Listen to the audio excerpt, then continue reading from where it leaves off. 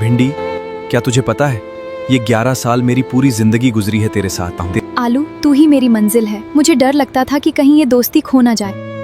क्या तुझे याद है, कॉलेज हो, सिनेमा हो या ये रेस्टोरेंट, हमारी बातें करते हैं। आलू, हम साथ हैं तो बस यही काफी है। आज मैं बहुत खुश हूँ।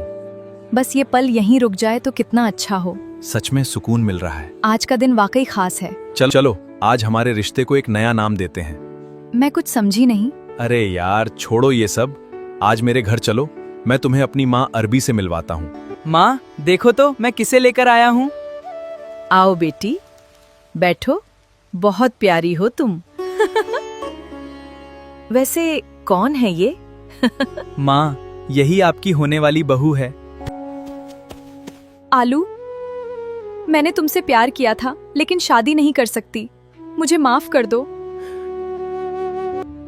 भिंडी रुको, मेरी बात तो सुनो प्लीज, एक बार रुक जाओ। मैंने आलू से शादी करने से इनकार कर दिया तो मैंने उसका दिल तोड़ दिया। शांत हो जा भिंडी, रो मत। तूने जो किया उसे छोड़। जो भी होता है भगवान जो भी करता है अच्छे के लिए ही करता है। शायद आप दोनों के लिए यही बेहतर हो। समय बीतता गया और भिंडी की शादी किसी और के साथ हो गई। ये खबर सुनते ही आलू अंदर से पूरी तरह टूट गया। मैंने तो सिर्फ तुमसे प्यार किया था, लेकिन अब बस तुम्हारी यादें ही मेरा सहारा हैं। बेटा, कब तक ऐसे उदास बैठा रहेगा? मैंने तेरे लिए एक बहुत अच्छी लड़की देखी है, अब तू भी शादी कर ले। माँ, मुझे शादी नहीं करनी। मैं अपनी बाकी जिंदगी अकेले ही बिताना चाहता हूँ। वक्त का पहिया चलता रहा। दिन हफ्तों में बदले और हफ्तों महीनों में माँ की ममता भरी कोशिशें और उनकी आंखों की नमी आखिरकार आलू के पत्थर दिल को पिघला ही गई। उसने समझ लिया था कि पुरानी यादों को पकड़कर जीने से बेहतर है कि वो अपनी माँ की खुशी के लिए एक नई शुरुआत करे। बेटा, कब तक खुद को ऐसे ही सजा देगा? एक नया जीवन शुरू कर, सब ठीक हो जाएगा। ठीक है माँ, अगर तुम्हारी खुशी इसी में है तो मैं तैयार हूँ। वक्त के साथ घाव भरने लगे। माँ की ममता और अपने नए जीवन की उम्मीद में आलू ने पुरानी यादों से खुद को मुक्त कर लिया। कुछ ही समय बाद शहनाइयों की गूंज के बीच आलू और मूली एक नए रिश्ते में बंध गए। आज से हम दोनों अपनी नई जिंदगी की शुरुआत कर रहे हैं। बस एक वादा करो, इस सफर में कभी मेरा साथ मत छोड़ना। आलू, मैं तुमसे प्यार नहीं करती। ये शादी मैंने सिर्फ अपने घर वालों के दबाव में की है। मेरा दिल आज भी किसी और के लिए धड़कता है, इसलिए मुझे इस रिश्ते से आजाद कर दो। वक्त का पहिया चलता रहा, लेकिन आलू की जिंदगी में खुशियां नहीं आई। शादी के बाद भी मूली अपनी पुरानी आदतों से बाज नहीं आई और चुपके अपने बॉयफ्रेंड से मिलती रही।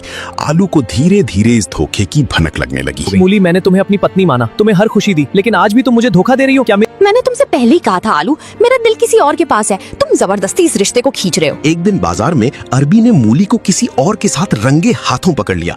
घर लौटकर अरबी का गुस्सा और दुख 7वें आसमान पर था। बेटा, मुझे आज बाजार में मूली और बैंगन एक साथ दिखे। क्या तुम्हें पता है कि तुम्हारी पत्नी तुम्हारे पीछे क्या कर रही है? माँ, मुझे सब पता है। उसने मुझे पहली रात सब सच बता दिया था। अगर तुम मेरे बेटे से प्यार नहीं करती तो उसे इस रिश्ते में बांध कर मत रखो। उसे तलाक दे दो और अपनी राह अलग कर लो। तुम दोनों का साथ सिर्फ एक सजा बन गया है।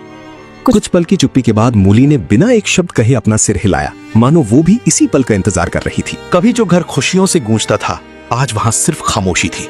कानूनी कागजों पर दस्तखत के साथ आलू और मूली का रिश्ता हमेशा के लिए टूट गया। एक अंतहीन सन्नाटा अब आलू का नया साथी था। तलाक के बाद के उन सूने दिनों में जब आलू पूरी तरह खामोशी में डूब चुका था, एक दिन उसकी बचपन की दोस्त लौकी उससे मिलने उसके घर आई। लौकी हमेशा से आलू की सबसे अच्छी सहेली रही थी, जो उसके दर्द को बिना कहे समझ लेती थी। क्या बताऊं बेटी, तलाक के बाद उसने खुद को कमरे में बंद कर लिया है। न खाना पीना, न उठना बैठना। तुम जाओ, शायद तुम्हारी बात मान ले। काकी, आप हौसला रखें। मैं जानती हूँ कि वह अभी किस दौर से गुजर रहा है। मैं उससे बात करके उसे जरूर बाहर निकालूंगी। लौकी का साथ किसी मरहम की तरह था। उसने न सिर्फ आलू को उस अंधेरे कमरे से बाहर निकाला, बल्कि अपनी बातों और हंसी मजाक से उसकी बंद पड़ी जिंदगी में फिर से रंग भर दिए। धीरे धीरे ही सही, पर आलू के चेहरे पर वो खोई हुई मुस्कान लौटने लगी थी। तुम सही कहती थी लौकी, मुझे इस कमरे की चारदीवारी से बाहर आना ही था। तुम्हारे साथ बैठकर आज बहुत दिनों बाद मुझे सुकून महसूस हो रहा है। जिंदगी खत्म नहीं हुई है आलू, बस एक पन्ने को पलटने की देर थी। मैं हमेशा तुम्हारे साथ हूँ। आंगन में आलू की हंसी गूंजती देख अरबी माँ के दिल को मानो एक गहरा सुकून मिल गया। सालों बाद बेटे के चेहरे पर आई उस मुस्कान को देखकर अरबी ने मन ही मन एक फैसला कर लिया था। आज सालों बाद मेरे बेटे के चेहरे पर ये रौनक लौटी है। लौकी सच में इस घर की लक्ष्मी है। अगर कोई मेरे आलू के लिए सही जीवन साथी हो सकती है तो वह सिर्फ लौकी ही है। उस दिन की हंसी और सुकून ने आलू के भीतर दबी उम्मीदों को जगा दिया था। शाम की शांत हवा में अकेले बैठे आलू ने महसूस किया कि जो खुशी उसने इतने सालों में खो दी थी वो उसे लौकी के साथ फिर से मिल रही है। बहुत वक्त गंवा दिया मैंने उदासी में। लौकी ने मुझे संवारा है, मुझे वापस जिंदगी दी है। आज मैं अपने दिल की बात उसे कह ही दूंगा। लौकी, जब से तुम मेरी जिंदगी में आई हो सब कुछ बदल गया है। मैं अपनी बाकी की सारी जिंदगी तुम्हारे साथ बिताना चाहता हूँ। क्या तुम मेरी जीवन संगिनी बनोगी? मुझे तो इस पल का कब से इंतजार था। हाँ, मैं तुम्हारी हमसफर बनने के लिए तैयार हूँ।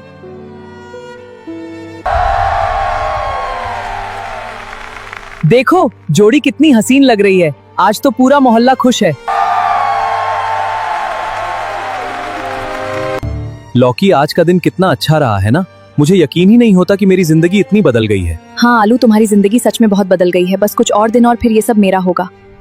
क्या कहा तुमने? कुछ नहीं, बस यही कह रही थी कि मैं भी बहुत खुश हूँ। हाँ, सब सो गया है। आलू बहुत भोला है, उसे जरा भी शक नहीं है कि मेरी नजर उसकी जायदाद पर है। सब ठीक रहा तो कल तक ये सब मेरा होगा। तैयारी पूरी रखना। माफ करना आलू, पर इस दुनिया में सिर्फ मेरा अपना फायदा ही सबसे बड़ा सच है। आलू बेटा, क्या हुआ? आंखें खोलो, कोई है? मेरी मदद करो।